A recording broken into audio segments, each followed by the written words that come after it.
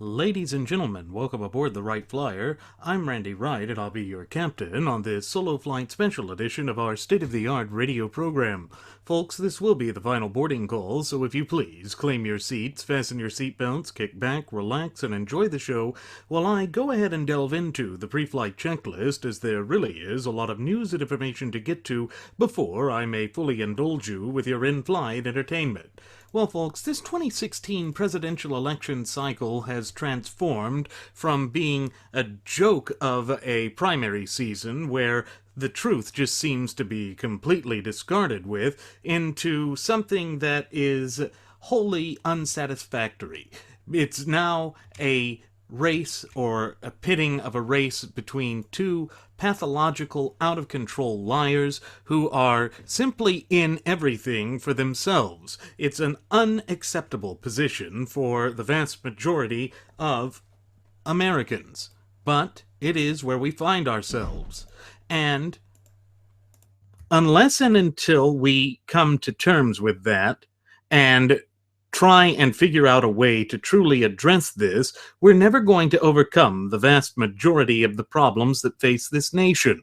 One of the things that we have repeated time and again ever since we first aired our show back on September 11th of 2015 is that the Constitution itself is the key. The Constitution holds the answer to the problems that face us. Of course, the problem that we have now is that neither one of the two presumptive nominees for the opposing parties, so to say, hold that to be true. None of them adhere to the Constitution. Now, one of them, the one that is the New York businessman, billionaire, real estate tycoon, and all-around vulgarian, Donald J. Trump, also known as John Barron, also known as John Miller, has said that he hasn't even read the Constitution because he doesn't see any value in it. Now, that's a shocking position to take. Now, the other one understands the Constitution, and she will continue at an exceedingly rapid pace to go about the same sort of policy positions that Barack Hussein Obama has in his disastrous 2 terms. It would be a 3rd term for Obama. The problem is, so too would a Donald Trump candidacy, or presidency rather, be a continuation of the failed public policies of Barack Hussein Obama. And we can already see this by his purposeful shift to the left. The way that he's abandoned his tax plan, the way that he has embraced the transgender bathroom issue in the same light and fashion that those on the left have, and it speaks volumes about just how serious he was in his commitment to conservative causes. Remember what we've said time and again on past episodes of Radio Aviation Excellence, the Wright Flyer. It's that Donald J. Trump put it out in his book, The Art of the Deal, or what should be now more apropos to call The Art of the Steal, was that he will take the hardline position at the very beginning in order to whittle his way back into what his true character is, to what his true desires are, and that is what he considers negotiation. That's a woeful position to take. It's certainly one that betrays the interests of his core backing and constituency.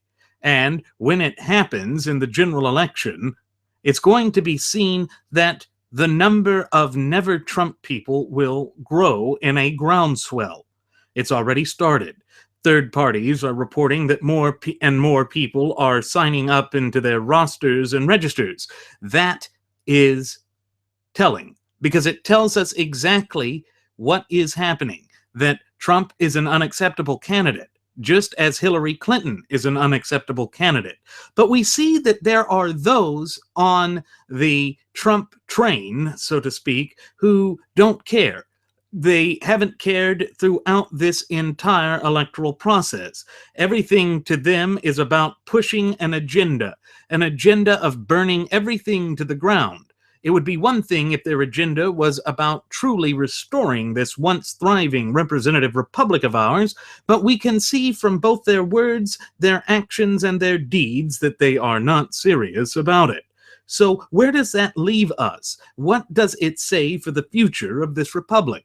Well, it means that we, the true, pure constitutionalists, must band together in solidarity and unity to be champions for the conservative cause. We must be the stoic warriors who are the first to stand up to the onslaught of governmental tyranny and oppression and despotism and say no. And the way that we first say no is we say no to Donald Trump, because Donald Trump is an embarrassment. He is an anathema that should have never, ever been able to weasel his way to the nomination. Now, with that said, we still have not actually reached the nomination yet. He has not achieved the prerequisite 1237 delegates that's necessary to secure 51% or a simple majority, thereby clinching the nomination. But it leaves an option open for those of you who still have primaries coming. Even though Texas Senator Ted Cruz has suspended his campaign and may not reopen it, we don't know for sure, but we know that there are some who are close to him saying he won't. It doesn't matter. Voice your voice. Vote your voice. Make your voice count. Let them know that what they have done to you is unacceptable. And you can do that by voting for Ted Cruz. Now, again, we are not telling you how to vote or how to exercise your fundamental and inalienable right to vote, because that would be an egregious thing for us. We would never agree to that. We would never do that, because that is your right, just as we would expect no one to tell us how to exercise our fundamental and inalienable right to vote. But you see, that's what the detente wing of the gutless opposition party, or GOP, has done for election cycle after election cycle. They've gone into that continuous bully campaign using the threat or fear-mongering, threat of fear or fear-mongering, to bludgeon true principled conservatives to the point of whether they either acquiesce to it or they claim that they are supporting the worst of the lesser of two evils. But why is it that that has become the status quo? Why is it that we have to accept that this country must continuously be pushed on a leftward spiral without any consideration as to the future of this country? Because remember that our founding fathers tasked us with the responsibility, duty, and obligation to ensure that the foundational image that they had for this country, contained within the four corners of our Constitution, would be handed down to posterity. Why must we continually turn our back on that? Why must we be the ones to bend? You see, they always call us the radical fundamentalists. They always blame us for everything. We are their favorite scapegoat. Well, the time for that has come to an end.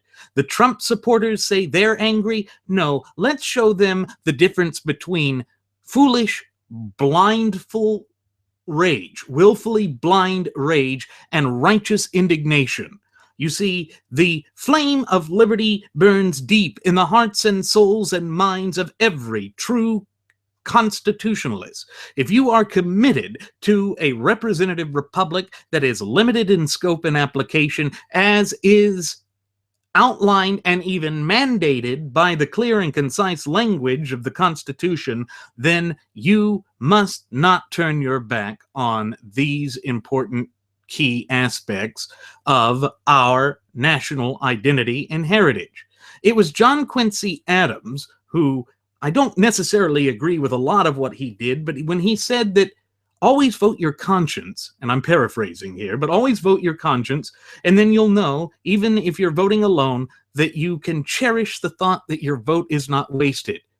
Somewhere along the way, with the detente mind, or the detente mindset, it's been discarded. They are pushing it now as your vote is wasted if you vote your conscience, if you vote your principles, if you stand up for something. You've got to support a narcissist and a liar.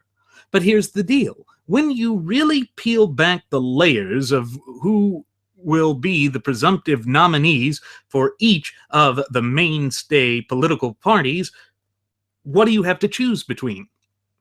On the one corner, you've got a liar and a narcissist. On the other corner, you've got a liar and a narcissist. I don't see a difference. Sure, there may be a difference in timing or how long it will take to implement their push for Fabian socialist ideals, which are contrary to the concise language of the Constitution. But either way, they are both violative of the Constitution. They are both pushing an agenda which is detrimental to, hostile to, and not in accordance with the supreme law of the land. You see, the Constitution is not a mere guideline. That's one of the things that the graduates of Pavlov's School of Journalism for the salivating mainstream media would have you believe. It's what the historical revisionists would have you believe. But when it comes down to it, and when you actually examine the Constitution for what it is, you find that it is not a mere guideline. It is the supreme law of the land. It was designed to be the supreme law of the land, not just to merely pay lip service to. But we see with Donald Trump, he says that he has not once read the United States Constitution because he never found any value in it. Now, how can that be an applicable statement? How can that make any sense? Well, it doesn't. And the danger is he's going to be swearing an oath of office should he somehow, and I believe this is a very far-fetched chance, win the presidency of the United States, he's going to have to swear an oath to uphold and defend the very document that he claimed he found no value in, and to defend it from all enemies, both foreign and domestic. But here's the problem. Donald Trump clearly doesn't believe that. He has stated on more than one occasion that he didn't find any value in it. He accepts positions that are diametrically opposed to it. Think back to the CNN town hall meeting in which he said that the three duties and obligations of the federal government was to provide housing, health care, and education. You won't find that in the Constitution, folks, because it's simply not there. And no, he can't just write it into Article Non, Section Existent, Clause 0, because that's not the way the Constitution works. But you see, it's part of the whole problem that we've had repeat itself time and again all throughout this election cycle. We have been forced to acquiesce to these forces that incite violence, these forces that do not adhere to the Constitution, these destructive vandals. They're political vandals. There is no other way to truly describe them because they just want to destroy everything. Why? Because they're angry. That's not intelligent. That's not the way to approach the problems that face this country, because as we have reiterated time and time again here on Radio Aviation Excellence, the Wright Flyer, the answer rests within the Constitution. We must go back to strict adherence to the fundamental tenets that are contained within the Constitution. Unfortunately, that's not what we're seeing from Trump. We see that Trump just no more than a day after Ted Cruz suspended his presidential campaign, start his immediate march to the left. And this march to the left is designed to allow him to show his true colors. We warned for the past 10 months that he was going to take the mask off, that he was going to show himself for who he really is, and it would be wholly unacceptable to us. We see it with the transgender bathroom issue. We see it with his stance on taxation. We see it with so many of his claimed positions that he's just abandoning. It's quite clear that the policy papers that he put up in his website or on his website, he's not once read it, much less written those documents. But it's so frustrating to see all of this. to know that we have warned it, to know that we had an opportunity to avoid it, and we just pushed it. And of course, part of the blame for that can be laid squarely at the feet of the so-called conservative media. Those like Matt Drudge, those like Sean Hannity and Michael Savage and various others who just threw their hat in the ring with Trump and disregarded facts and sold their soul, because it is quite clear that Trump is no conservative. He is certainly not Ronald Reagan, as so many are trying to push. Now, Reagan was conservative in his first term, but in the second term, he started to try and reach across and be malleable with the left, and that doesn't work. That comes back to bite us each and every time. But that's exactly what Trump said. Folks, when he said that everything is negotiable, that everything is up for negotiation, that is a dangerous position, because it means he's going to try and negotiate away our fundamental and inalienable rights. Now, if he is to secure the presidency, and if, just for argument's sake, because I don't think this will happen, we maintain the Senate and the House of Representatives, there will be very few who will stand up to him. Now, one of them who will be Texas Senator Ted Cruz, and we must coalesce behind him and fight for the vitality and continued survival of the conservative movement. When there have been so many shills, when there have been so many who have abandoned their principles, it falls upon we ourselves to take the principled stance, to do everything within our power to ensure that we will have a fighting chance.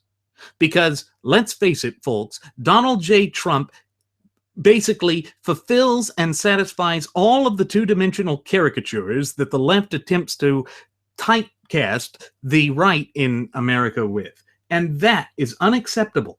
It is an untenable situation, because it will do, if we're not careful, irreparable harm to the American conservative movement for generations to come. We cannot accept that. And if we allow that to come to fruition, we will have ourselves to blame, because we didn't take a principled stance, because we bowed down and capitulated to the bullying pressure of the detente wing of the gutless opposition party and by the thugs of Trump. Now, folks, there is no other way to describe what we've seen here other than thuggish deviance. The fact that this is the post-truth campaign should stick in the throats of every decent, hard-working, red-blooded American citizen who values the Constitution. The fact that Trump admits after Cruz suspends his campaign that he didn't believe that his father, Rafael Cruz, was involved with the assassination of JFK, like he had been peddling that very morning, due to an uncorroborated, unsubstantiated tabloid claim from the National Enquirer, based on one photograph, that he had been involved with the JFK assassination? No. That sort of duplicitous action is unacceptable. And I think that that in and of itself is enough grounds to not support the man. And then, when he says that he doesn't want to unite the whole Republican Party, he is essentially coming out there saying he doesn't need your vote. You are no longer welcome in his party. Well, if these ardent acolytes of the Trump camp are so convinced that we're not necessary, and that Trump is so wonderful in his negotiation skills and in his business prowess, that he doesn't need us, then we're going to take him at his word for it. Because he is clearly so smart. He's bigly intelligent. His bigly beautiful brain that he consults all the time will give us all that we need, and therefore he doesn't need us. And we're not going to be there to accept the blame for what will be a disastrous presidency. We have witnessed the bamboozling of an entire segment of disillusioned conservatives who have allowed their anger to erupt within them. So again, to those of you who still have an upcoming primary, vote your conscience. We would invite you to still vote for Ted Cruz, but don't let the graduates of Pavlov's School of Journalism for the salivating mainstream media make your selection for you, as they have tried. And again, it goes back to that message of this being, at least on the surface, a fight between two narcissistic liars. That's unacceptable. You know, when did it become in the United States that we just bow down and accept the unacceptable? That's not who we are. That's not our character. That's not our heritage. That's not our spirit. If we are given two terrible options, we reject them and we build a better third option. This is the type of independent thinking that they fear. It's why people and frauds and hucksters like the New York billionaire, businessman, real estate tycoon, and all-around vulgarian Donald J. Trump will want to remove the public figure exception from our libel laws so that he can go after us, so that he can silence us, because we stand up against his agenda. There is no other way to describe that. And to claim that he is going to be a conservative, his past conduct clearly indicated that he would not, and now his current conduct, shifting onto the left, abandoning key policy positions that he held, though he never elaborated on them, clearly indicates that once again, he didn't mean any of it. He didn't mean a blessed thing about it. And that's just the fact. It's just the facts, folks. We see it. Now, he came out today and said something that was just remarkable to me.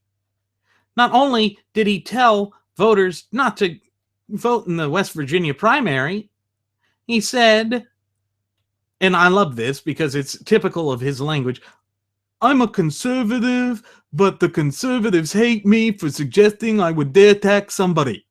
Trump said after he promised he would punish companies that move overseas with high tariffs when they try to ship products back into the United States. Instead of going to the real world business solution, the one that would be in line with a free market, he is instead going to turn to government taxation, which will ultimately be handed down to the consumers when cost of living is already skyrocketing. In other words, he is going to contribute to the problem. He's not going to resolve it. He never once intended to resolve it. Instead, he is going to double down on his twisted machinations, which fit more in line with the Fabian socialist camp than it does with conservatives. Yet we will hear the graduates of Pavlov's School of Journalism for the salivating mainstream media peddle their lie, now that they're going to turn on him, now that they've had their chance to choose the candidate for us, or at least think they have. They've already started their gloating. They will paint him as something that he's not. They will paint him as a conservative, but he's no conservative. He's not. He's simply not a conservative. And that is the whole thing. It is designed to be a Trojan candidate, our version of a Manchurian candidate, to strip away our identity as conservatives, to hopelessly divide the conservative movement, to break it into shambles. We warned, time and again, on past episodes, that this is exactly who he is and what he's about. But the voters, they chose not to heed this. But don't buy into this laughable notion that it's the vast majority of the voters who decided to have him be the nominee for the gutless opposition party. First of all, he hasn't achieved the 1237 that's necessary. I pray that we have some miracle where he doesn't, but I'm being realistic enough to know that if it doesn't come to that, we have to have a plan. And the plan should be this, quite simply this. If he is the nominee, don't support him, because he doesn't support us. He even said he doesn't want us and he doesn't need us. Folks, when we're being stepped on like that, let's acquiesce to what he demands. He's so brilliant, according to his followers, let them figure out how to win without us. Let them do it.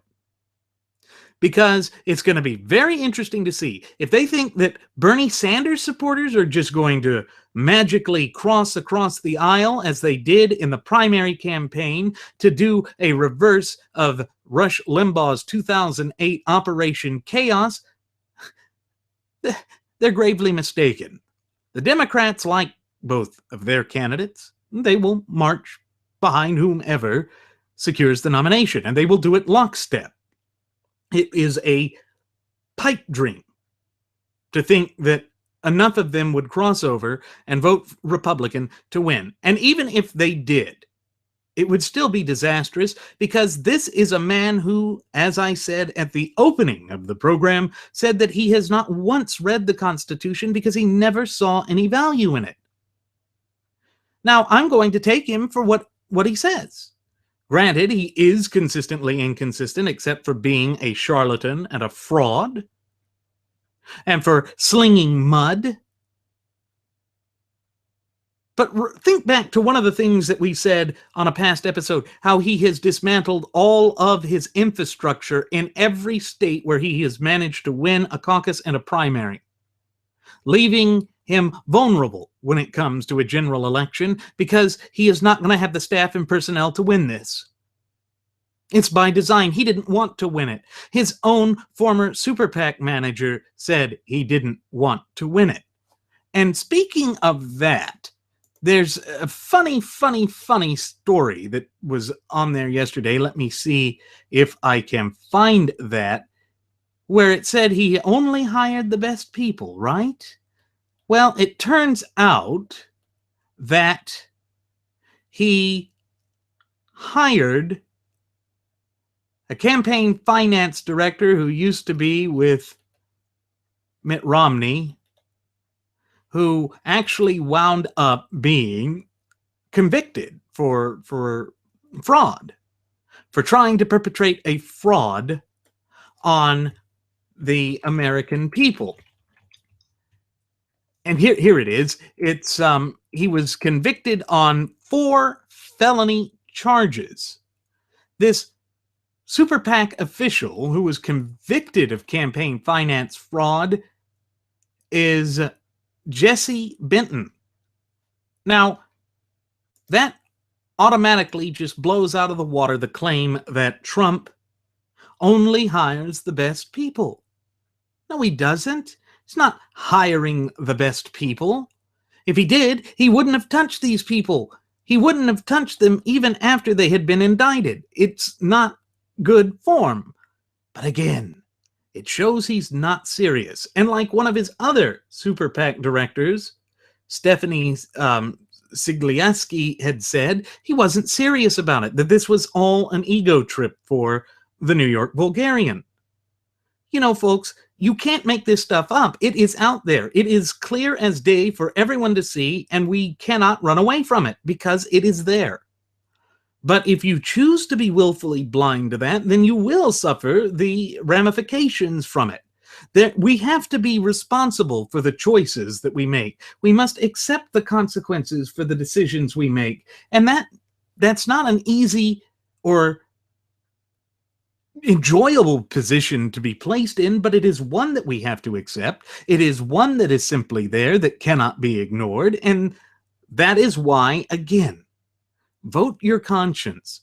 Follow the advice of John Quincy Adams, because it was sound advice. It is advice that will help ensure that you can at least sleep with yourself at night, knowing that you made a righteous stance. You see, we aren't telling you how to vote. It comes down to we're explaining why we made the decision we did. Now, for those of you who are self-avowed never Trump souls, we stand in your corner. We are there with you because we do not see him as a tenable candidate. A man who claims that he sees no value in the supreme law of the land is not someone that we should have to follow. He's not someone that we should throw our support behind. And that brings me up to some of the frauds and charlatans who came out and said that they were initially part of a Never Trump movement.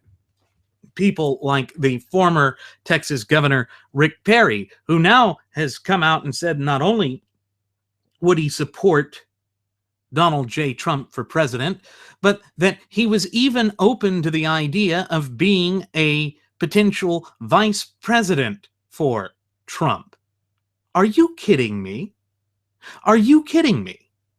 A man who said that Trump was a cancer on the Republican Party is now open to being his vice president? That's crazy. You know, Trump ought to just seal the deal with John Kasich to make himself so wholly untenable to so many Republicans that he loses in the greatest landslide. Because if it came to that, maybe then these frauds and these charlatans would stop looking upon the conservative movement as something to hijack, would stop looking upon us as useful idiots and pawns in their political game. You see, that's what makes them more dangerous. That is what makes them less tenable than, say, Hillary. And don't say that we're supporting Hillary, because nothing could be further from the truth.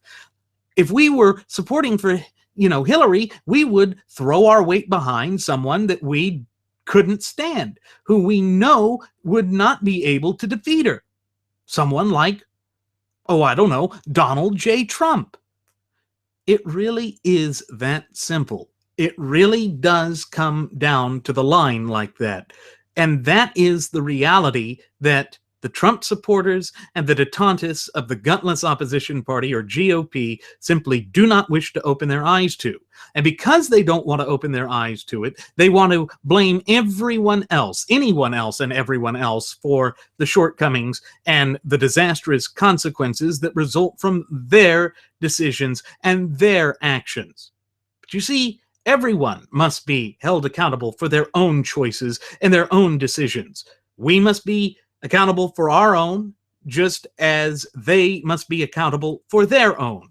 That is the way the real world works. Of course, they don't want to think of it that way, because that means hard work. It means walking the thin and narrow, difficult path, as opposed to taking the path of political convenience.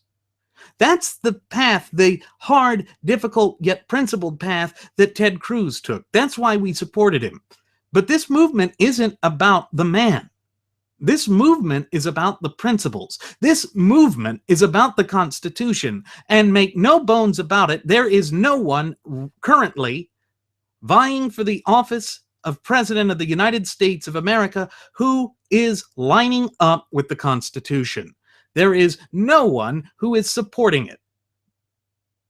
So therefore, it falls on we the people, the ultimate wielders of popular sovereignty in this representative republic, to pull up the slack, to pull ourselves up by the bootstrap, and to step on the throat of government and let them know that no, we will not bow down, capitulate, or collaborate with this madness that you are attempting to unleash upon this good nation and its people. It all comes back down to the notion of principle. And isn't it amazing how so many are so willing in such a short amount of time to abandon their principles? I'm looking at people like Texas Governor Greg Abbott.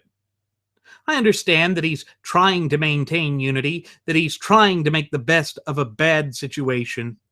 But you don't do that by throwing your weight behind a vulgarian. You don't do that by throwing your weight behind someone who has thrown more vicious attacks against his rivals within his own party than against the true opponents, the one that they're now attempting to use fear-mongering to force us to coalesce behind a totally unacceptable candidate. We said from day one that he was unacceptable. We said from day one that we would never bow down or follow him, that we would never acquiesce to unity behind him because he is the P.T. Barnum of this era. We're not suckers. We're not dupes. But that's how they treat us. They call us fools. They tell us that we have it all wrong. But I don't see it as all wrong when he continues to attack the candidates after they have withdrawn. And then I've heard the defense that, well, he attacks everyone. That makes it right? That makes it acceptable? That makes it any more tenable? No. That's like saying stabbing somebody, well, he stabs everybody, and therefore just stand there and get stabbed. No, it doesn't work that way.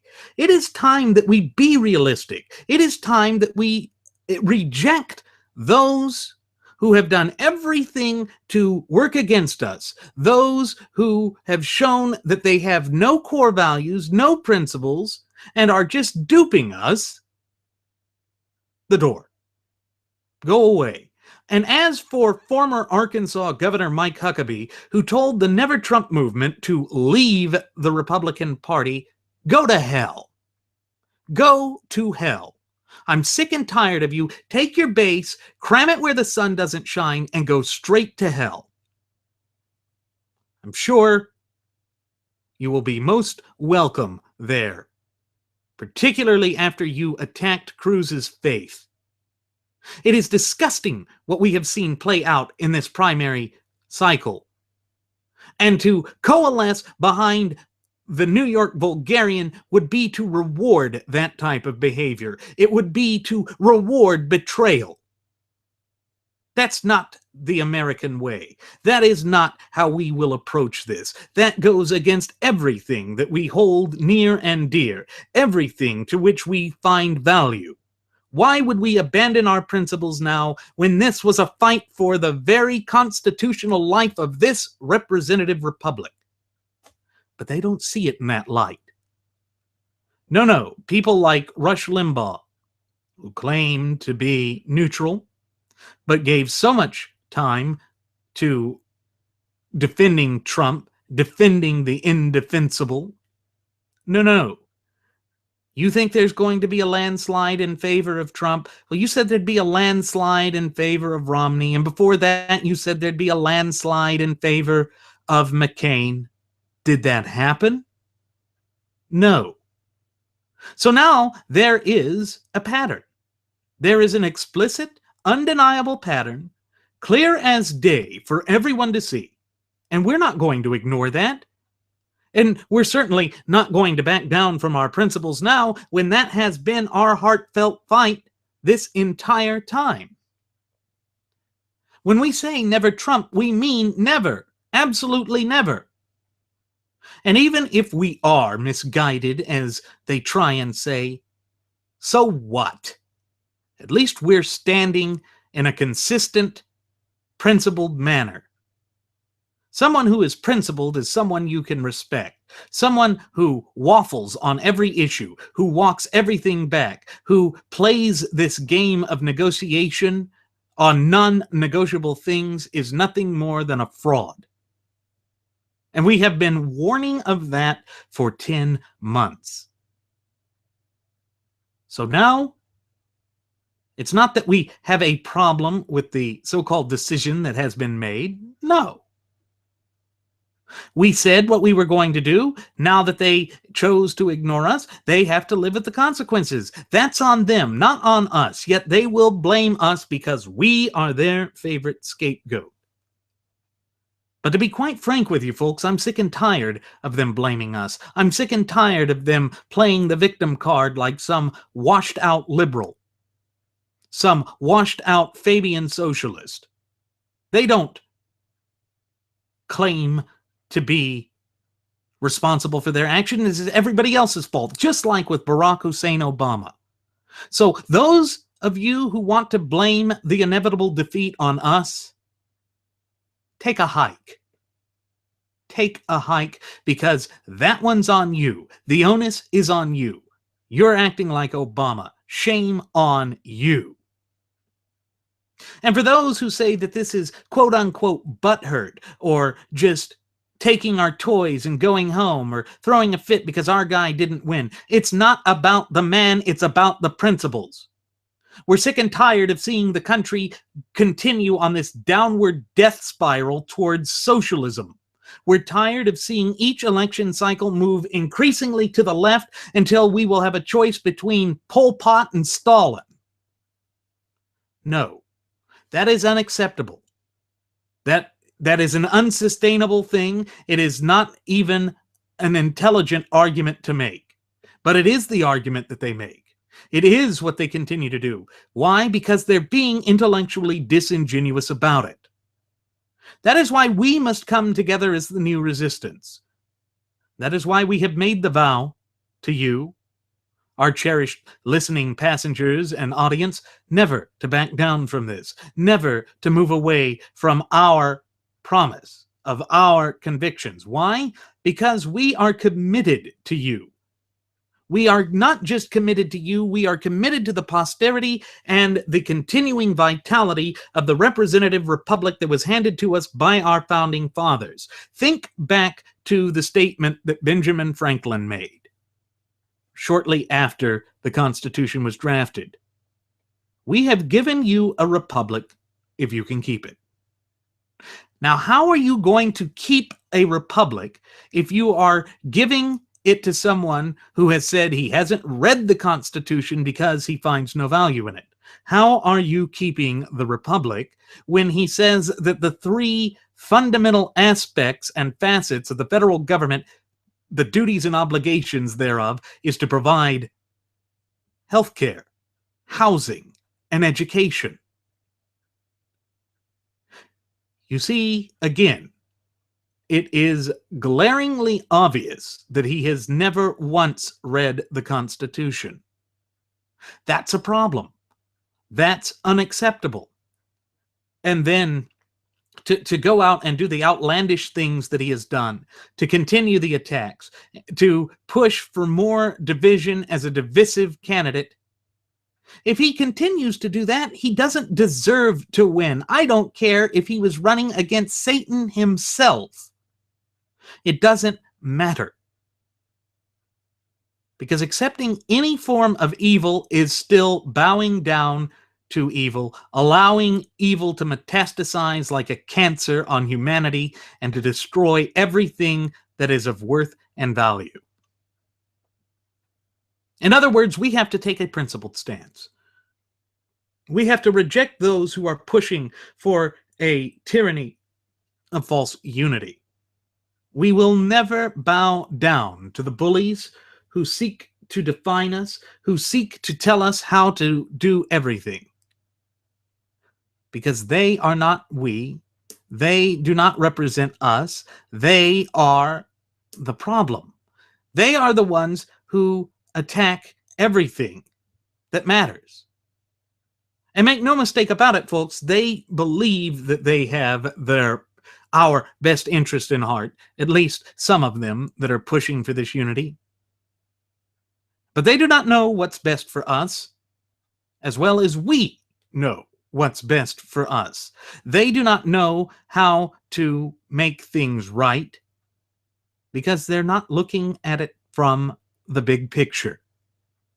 The big picture must be the Constitution.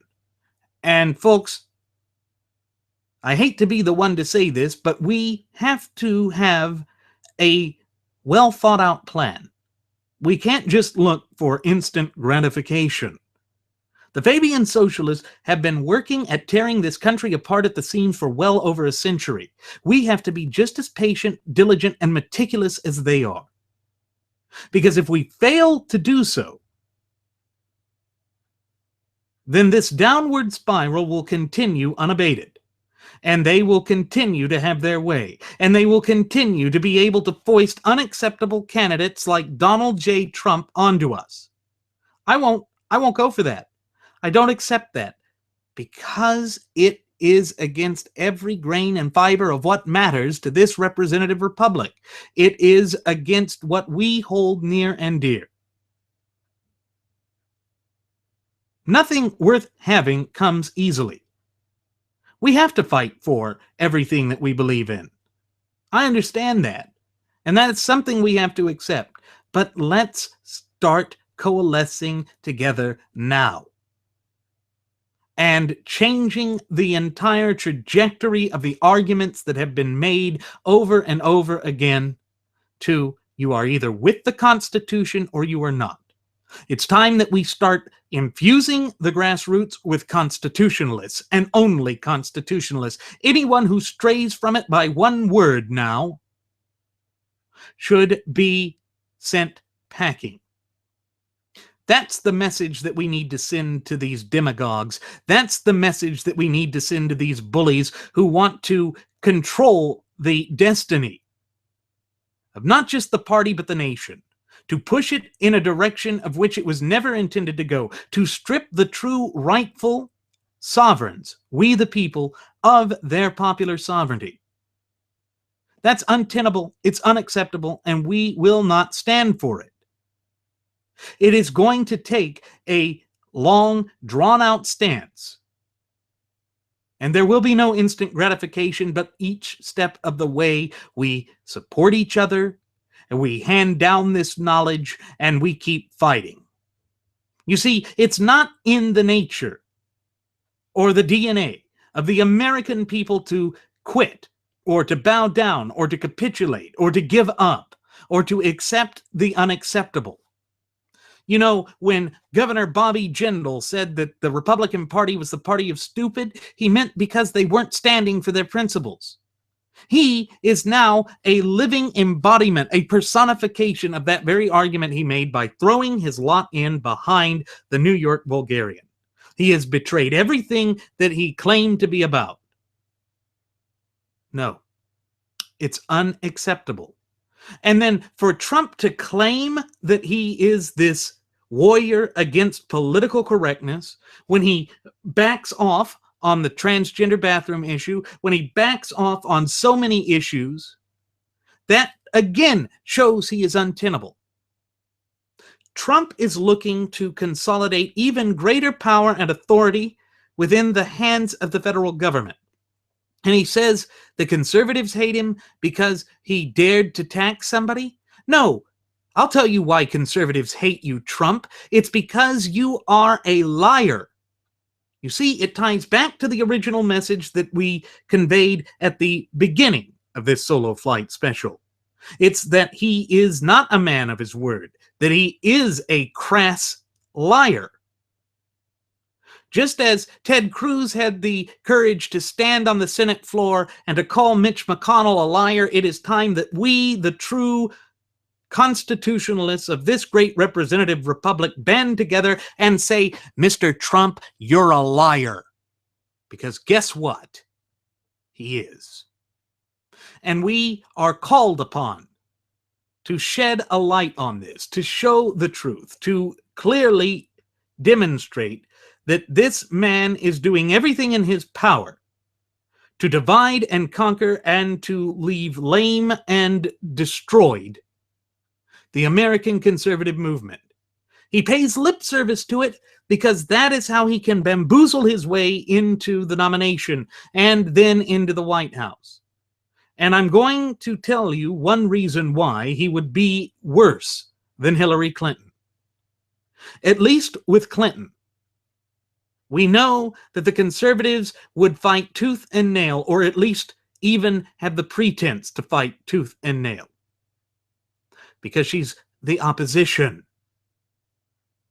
With Trump, that's not the case at all. And this is funny. One of the arguments I've seen from one of the pro-Trump supporters, kind of working back from his original position that, yes, we could make America great again. He now says, can Trump make America great again? No. But those who are in the Never Trump movement are forgetting that the Congress will be riding on his coattails. No, I don't believe that, because there are enough Americans who are frightened by him to not vote even down ticket for anyone, particularly those who have thrown their lot in with him, for those who have stood behind him and accepted his positions. No, no, no, no, no.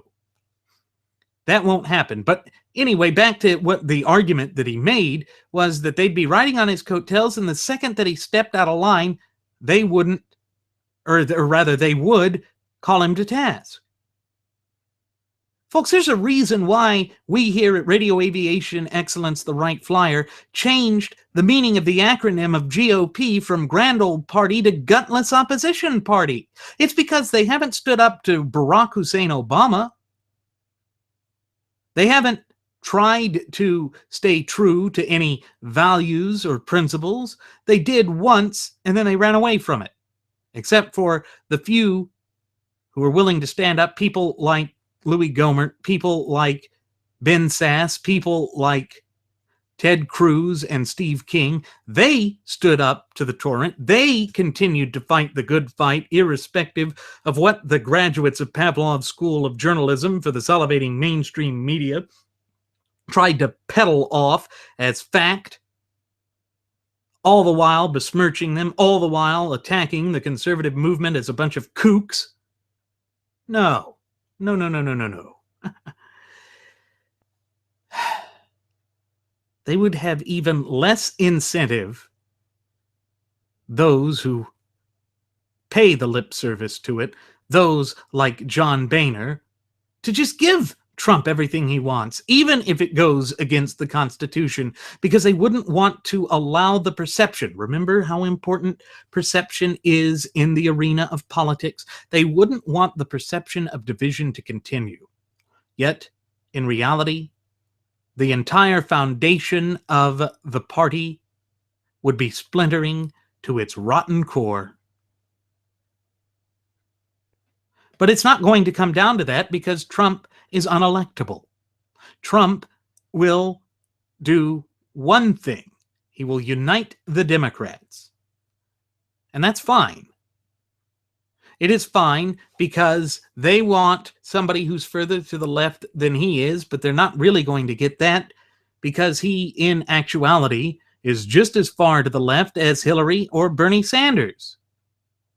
He just may implement his Fabian socialist policies and practices at a slower rate than Hillary would, or than Noid-Face Boing Me Sanders would.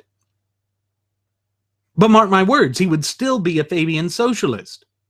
He still would back away from every position he had, and he laid it out in his book. You know, his most ardent acolytes and supporters were the ones that told me to go read The Art of the Deal. And I saw, from the parts that I skimmed, the parts that I could stomach, that he takes on a role, just like Paul Manafort said, and that what we're seeing now is not the real Trump, but the real Trump will start to emerge, just like how he is with the transgender bathroom issue, just like he is with his tax issue, just like he will on every other important issue. Because the light of truth and someone's true character, or lack thereof, always manages to shine through in the end. And this is why Donald Trump is wholly unacceptable. Of course, you show any of this to him and to his followers, and they say, I don't care. Yeah, but Trump. It always comes back to, yeah, but Trump. And I have to agree with something that Tom DeLay said. I'm surprised to see him make this true statement, but it is one. Democrat or Republican, the next president will have no integrity. That's right, folks. That is where we are. That is the untenable situation upon which we find ourselves right here and right now. And that is, again, a wholly unacceptable place to be, both as a nation and as a people. And so when we're given the choice between the lesser of two evils, we should do the moral thing and reject evil in entirety. We should do the proper thing and stop the maddening shift to the left. Because if we must have an enemy in the government, as Alexander Hamilton once said, then it best be someone that has no connection to us, someone whom we are not responsible for, and someone whom we can resist with every fiber of our existence and being. That is what it comes down to.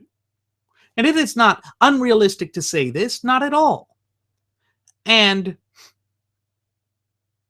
Trump continues his Alinskyite tactics, straight out of Rules for Radical, attacking Ben Sasse for potentially running as a third party. You know what? Trump is a man who said that he would use the rules for his favor, and that's what Sasse is doing here. I've noticed that he doesn't really mean what he says. Of course, that's always been the thing that we've warned you about here on Radio Aviation Excellence, the Wright Flyer, that Trump never meant what he said, that he doesn't believe what he's preaching now, and that's why he can't expound upon it. But he doesn't like it when people flip it on him. But I'm going to tell you right now, Trump is a loser. He hates being called a loser. I don't care. He is a loser. He's a loser because he is trying to deceive people. Cheaters are losers. I'm sorry. There's no other way to go about it. And to think that he's come out and proclaimed that he would attack Hillary Clinton's husband for his past infidelities, that is not going to work, because it will play into the narrative and the false perception that will be peddled by the graduates of Pavlov's School of Journalism for the salivating mainstream media. And they've already started that. His misogyny, his sexism, his disgusting comments, his inability to tone back the rhetoric.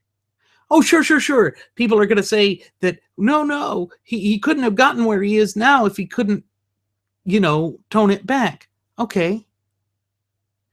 Maybe not. Or maybe he just hired people, because if you remember, he was given $1 million loan. People will do a lot of things for money. People like Sarah Palin would even sell their soul for it. People like Rick Perry would sell their soul for it. Does that make the deed of the purchaser any less corrupt or any less evil? No.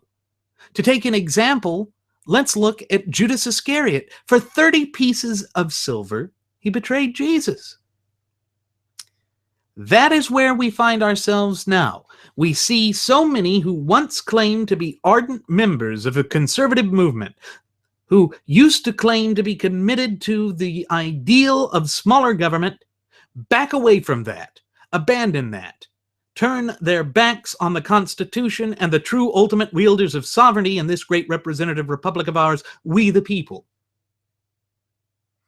Don't think there won't be consequences for that, because I can guarantee you right here, right now, as I speak into this microphone, there damn sure will be consequences for this type of reckless abandon. It is time that we do hold these people accountable for their betrayal. We should not reward that. We should not condone such behavior. And the only way that we're going to let them learn is to teach them through pain. Remember, we said that there are two great teachers in the human condition. One is pain, the other is history, and they work in tandem. Let us send a resounding message that what they are doing to us is unacceptable, that we won't tolerate it, that it won't fly, and if it means destroying the gutless opposition party, then so be it. The party has lost its usefulness if it continues to support this charlatan. We warned them and everyone for 10 months now that he was not who he claimed to be, that he would be the death of the Republican Party, and that he would be harmful to the conservative movement. We weren't just saying that for our own gratification. We weren't doing that to boost our egos. We were doing that to warn the people. like Paul Revere riding at night to warn the people that the British regulars were coming. But just like with that instant, we can't just keep warning. At some point, those who refuse to heed the warning must pay the consequences for their refusal. It's tragic that it comes down to that, but they made their choice, and now they have to live with it. Just as we are making our choice and we are living with it. We are living with the idea that we must be the front line to defend the Constitution, that we must be the ones who stand up for everything that we cherish. And we can't do that by supporting Donald Trump, who said that he doesn't even want our support anyway. And then people like Huckleberry sitting there saying that we need to just get out of the party. No, Huckleberry, you need to take your base and you need to just go away. Go away. Or go to hell, like I told you earlier. It's funny. You stop and think about one of the attacks that they utilized against Cruz. It was that, oh, he's married into the Goldman Sachs bank. He's owned by the bank. He's just this liar, this fraud, and Trump can't be bought. Except that Trump's new campaign finance manager has ties to not only George Soros, but also to Goldman Sachs. And that's another great flip-flop on the part of the Donaldists. Yes, here it is. Here it is. Back on Thursday morning. So yesterday morning, Trump made an announcement that Stephen Mnuchin, or Mnuchin, M-N-U, folks, another oddball name, Stephen Mnuchin, a 17-year Goldman Sachs partner who worked for the Soros Fund Management LLC, will serve as the chair of Trump's campaign finance committee. Now, first of all, I thought the whole thing was that Trump kept reiterating over and over again that he was self-financing, that he couldn't be bought. Well, folks, that's just another in the long litany of lies that he has peddled all throughout this election cycle. And that is not something that can be ignored, because they use that to try and destroy a good and decent man in Texas Senator Ted Cruz. Well, we won't forget the nefarious types of attacks straight out of Saul Alinsky's Rules for Radicals that were used against a good, decent, and honorable man. And for all of those who sit there and say they're now going to push to get Cruz out of the Senate, I say bring it on. Because we will coalesce together, we will unite together, we will oppose you like none other. Because you thought you were mad, well, now you've unleashed the whirlwind of true righteous indignation. And guess what? You have to live with the consequences of that. Again, that's not going to be placed on our feet. We weren't the ones that delved into the nastiness. We weren't the ones that followed a candidate that incites violence. That's on you. Own it up. Own up to it and accept your role and responsibility for unleashing that upon this great republic of ours. Because you decided to make the battle that much harder for us, we will fight 10 times harder. We will never give up. We will never surrender. That is why we are for never Trump. It has to be that way if we are to have any dignity, any honor left. And what Trump has done is to make a mockery of our entire electoral process. He has gone out of his way to make us look like a bunch of fools and buffoons. Well, again, we're going to take him at his word that he doesn't need our support, because that, again, places the onus right back on him. And that's how you can defend yourselves, folks. When they come up to you and say, Trump lost because you wouldn't support them. Screw you. Because we followed what your great fearless leader, whom you said was infallible, said. He said he didn't need us. We took him for his word for that. Now, was he wrong? You didn't support him. Oh, so he was wrong. So finally you admit he's wrong. No, you just did this to spite him. No, we took him at his word. You see, that is how you have to stand up to them. That is how we will silence that once and for all. And if the Republican Party wants to lay the blame at our feet, they can go to hell too, because they are the ones that created this in the first place. Their unwillingness to listen to the will of the people, their constant refusal to acknowledge our will, and their blatant refusal to provide us with actual candidates who believe with what they say. No, they attack those, they kill those, they turn their backs on those because it goes against the gravy train. Yeah, go fly a kite, because we're not going to support you either. This is on you. All of this calling for unity now, go to hell. Where were you fighting against Trump when he was attacking Cruz? Where were you not lifting a finger to help us? Why were you not? Or when you did, it was far too late. Piss off. Because you're not doing anything to help us. You can go straight to hell. And if it sounds like I'm angry, I am. This isn't butthurt, as the Trump's vulgar followers like to call it. No, this is reality. This is the pain that is promised from your refusal to listen to us.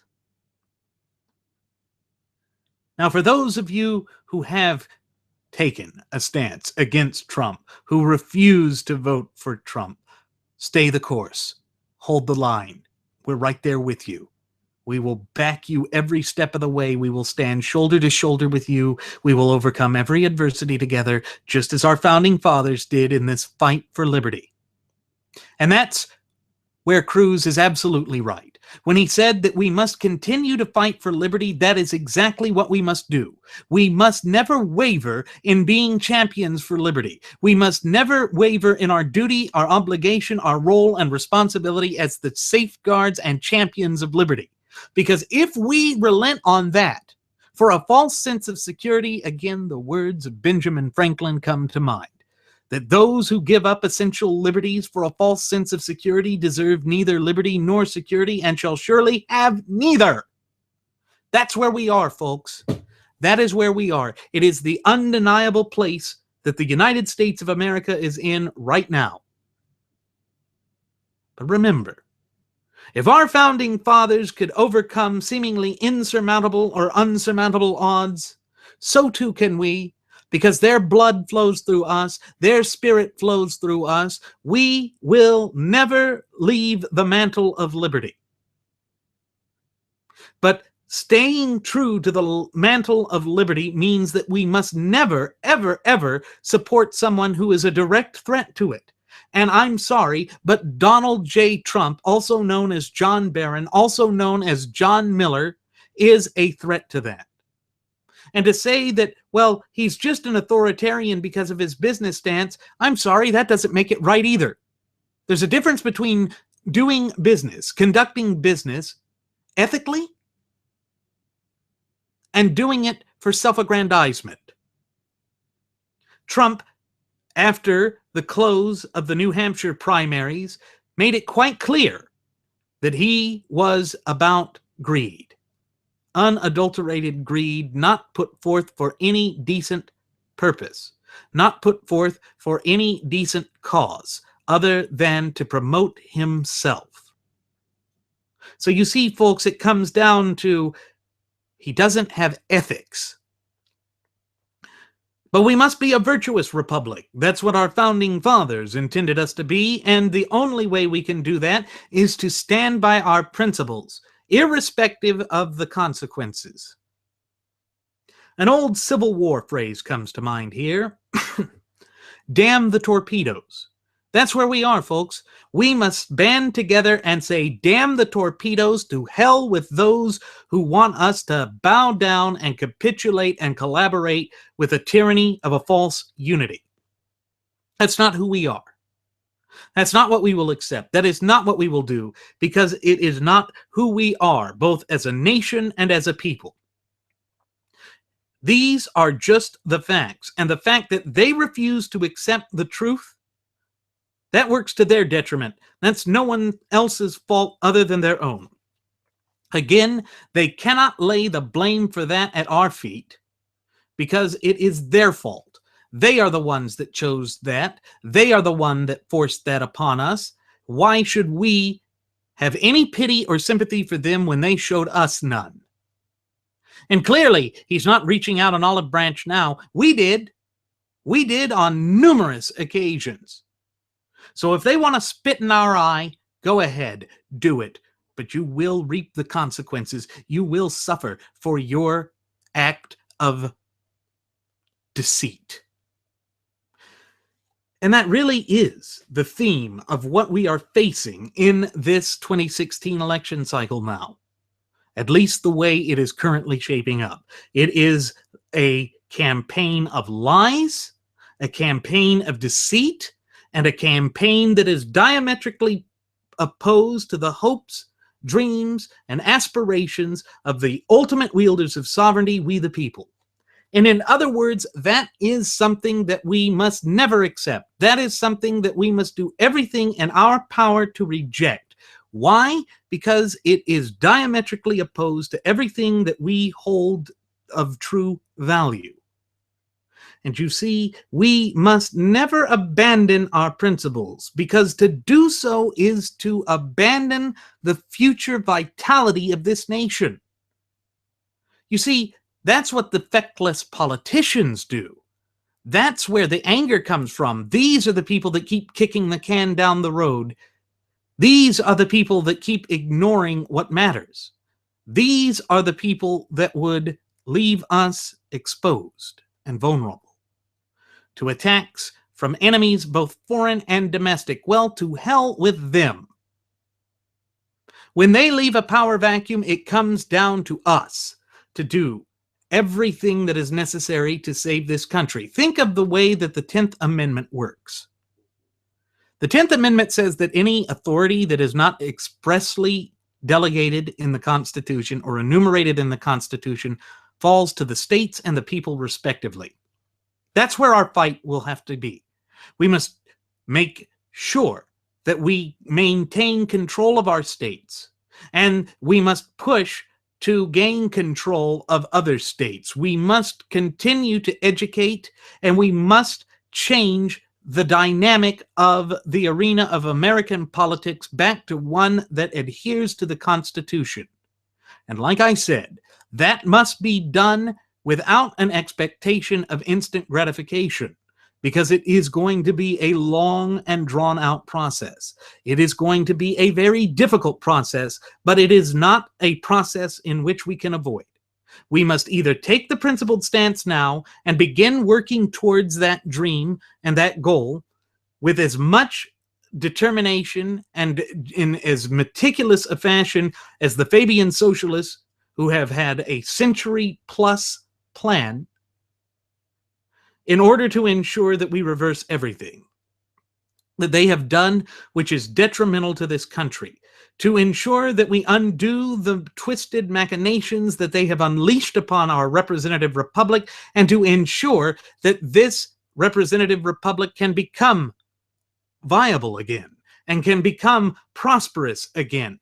But as always, that falls on our shoulders. We cannot delegate that away to anyone. We cannot just sweep that duty away. It falls on our shoulders by the very design of this government, by our founding fathers at the inception of this nation over 230 years ago. Again, I understand that that's not an easy position to hold. It's not an easy position to accept. But when have we in America ever surrendered to difficulty? When have we in America ever just bowed down and said that mediocrity is good enough? Because the truth of the matter is, we have never done that. That is diametrically opposed to our character. It goes against every grain and fiber of our existence. And again, that is why we must come together with unwavering conviction to the movement that is never Trump. Because Trump is a fraud and a charlatan. He is attempting to destroy this republic. And there is no way around that. There is no ignoring that. It is there for all of us to see. His own words, deeds, and actions betray what he's attempting to do and who he is. And it's one of the few areas where you can actually trust him. When he said that he could be anything, that he is a chameleon, that is when he was speaking the truth.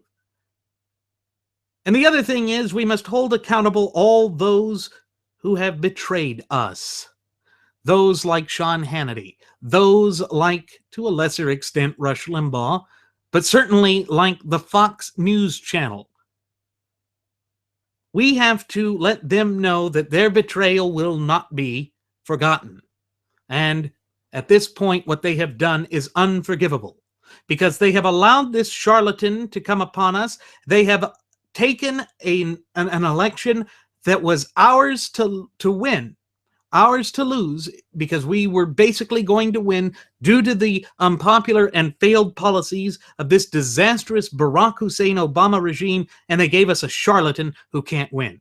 And it was by design. They were pushing the Fabian socialist mantra that has been adopted by all of the true graduates of Pavlov's School of Journalism for the salivating mainstream media, and they expect us just to accept it. Why? Because they pushed for it, because they like it, and they can't understand or even fathom a reason why anyone would disagree with their positions. Look at the bloviating blowhards like Bill O'Reilly. What a charlatan. What a fraud. The man has no core, just like Donald Trump.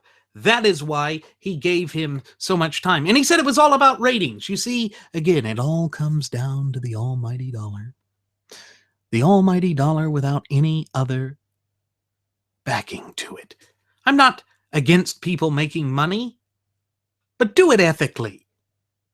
Do it for the benefit of society. And no, that's not social justice.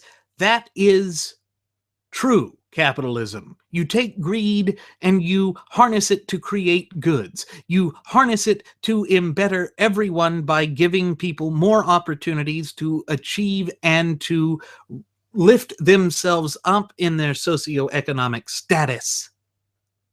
That's what the true spirit that's contained within the Constitution's all about. But it damn sure isn't the message that Donald Trump is preaching. It's not the message that Hillary Clinton's preaching. And to say that by opposing both of these charlatans, neither one of whom espouses our views, is somehow supporting one or the other, is intellectually disingenuous. It's a laughable joke, and it will not be accepted. We won't accept it because it works against us, because it is designed to pit us against one another. That's unacceptable. And to continue down that line is to sell your soul to the very problems that have opened up the wounds and divisions that we see afflicting this country right now. There is no way to sugarcoat that. There is no denying that. There is no sweeping that under the rug. Again, it's just the facts, and they are there plain as day for everyone to see. Again, we have been warning about this for 10 months. We have tried to say why we should never bow down or capitulate to those twisted forces who are working against us, who are doing everything in their power to weaken us and to wrongfully strip us of our rightful popular sovereignty. With that in mind, we have to come together and reject a tyranny of false unity. Because if we were to buy into this line of supporting Trump just because he's not Hillary, it means that the next slate of candidates are going to be even worse. It has to stop somewhere, and the only way that it can stop is that we do our part in rejecting those who stand to obliterate all that is of value in this representative republic. It's why you see the attack on morality. It's why you see the moral decay of America. It's because for far too long now we have been accepting the lesser of two evils, when in actuality and throughout this entire time we should have been wholeheartedly rejecting it, because evil is evil is evil. You don't support evil because it's wrong. But again, you're not going to hear such analysis from the graduates of Pavlov's School of Journalism for the salivating mainstream media. You're not going to hear this from Rush Limbaugh. You'll hear it from Glenn Beck. You'll hear it from Mark Levin. And you will certainly hear it, and loudly, from we here at Radio Aviation Excellence, the Wright Flyer. Why? Because we are so committed to the Constitution. That is the only thing that matters. Because without it, we don't have our rights. And without our rights, we truly have nothing. You can't split hairs with that, folks. And it shows again that the only decent or good thing that has come from this nightmare of Donald J. Trump is we've discovered who the true conservatives are. Those that would coalesce behind him, you're not conservative. You may think you're conservative, but you're not, because you're not standing to preserve the Constitution. Again, it's not about the person, it's about the issues, and the issue is strict adherence to the Constitution. The Constitution is what will set us free, because the Constitution is based in natural law, meaning that our fundamental and inalienable rights were endowed to us by our Creator, as George Mason and Thomas Jefferson and Patrick Henry all said back in the 1780s.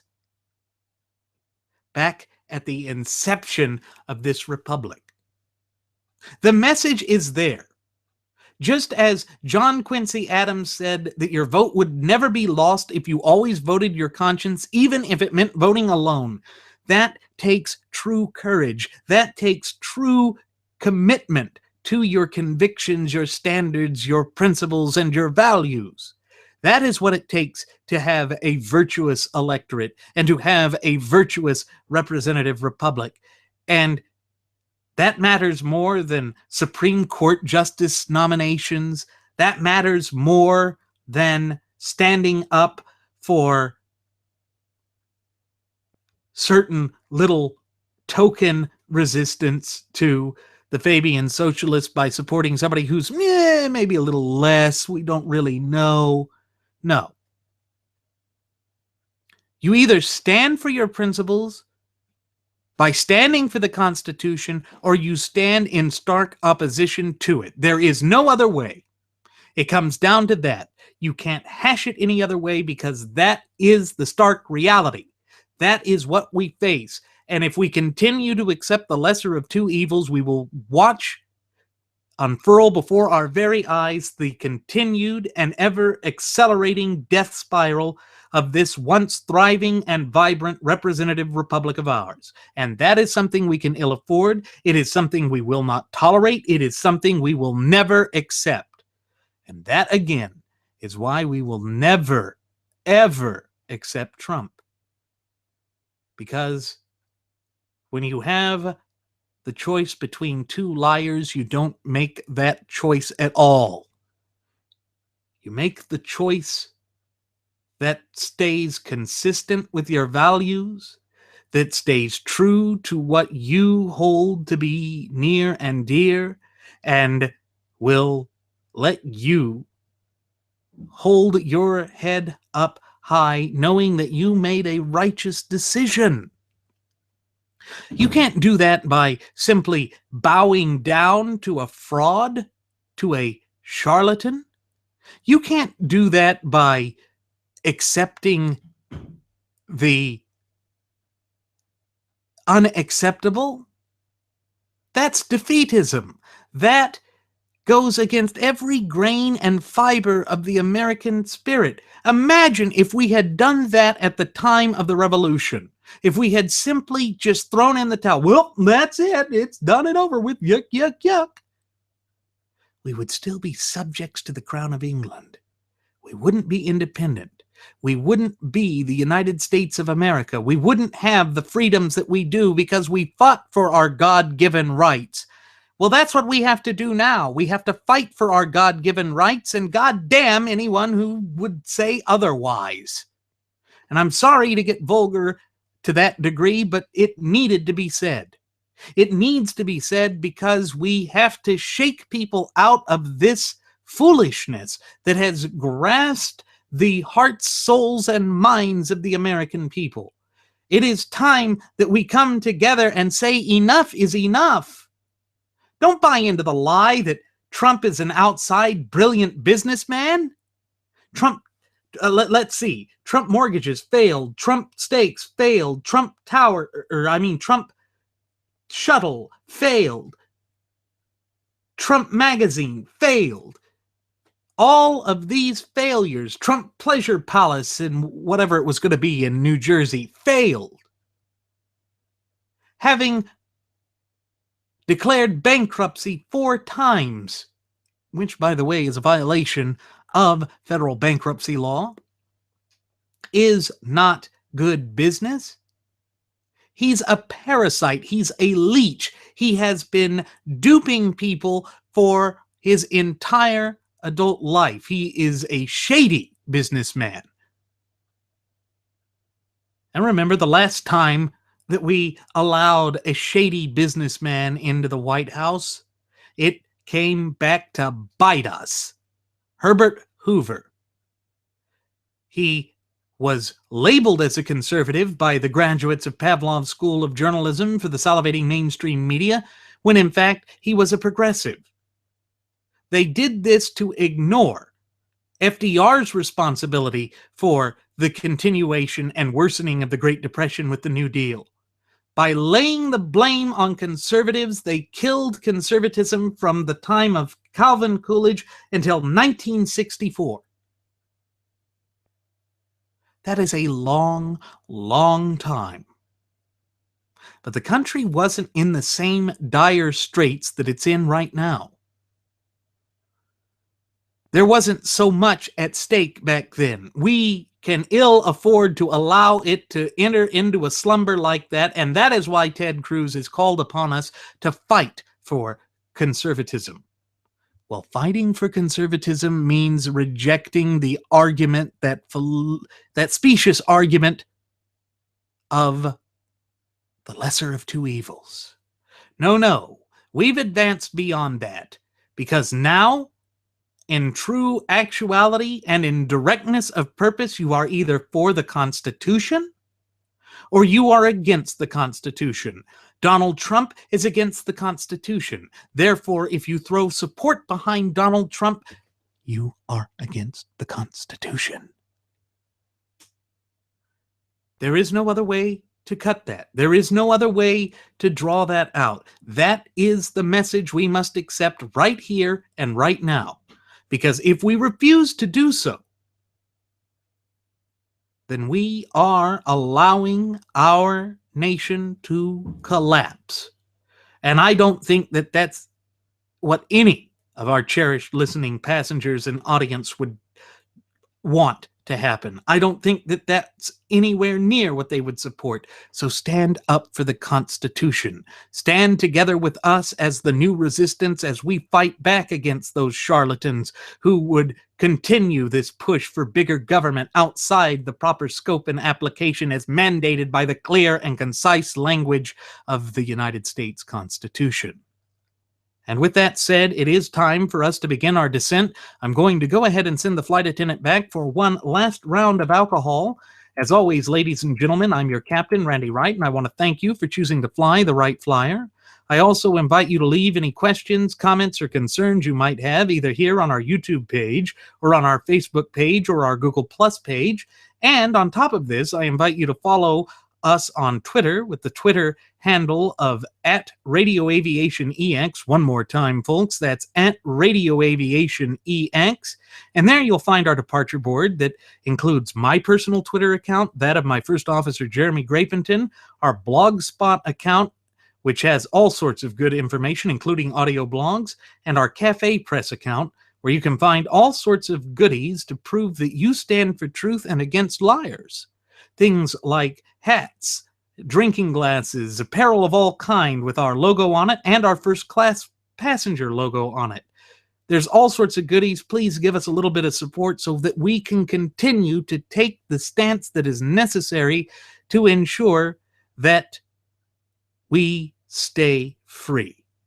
Thank you again, folks. We'll see you next time. Do take care.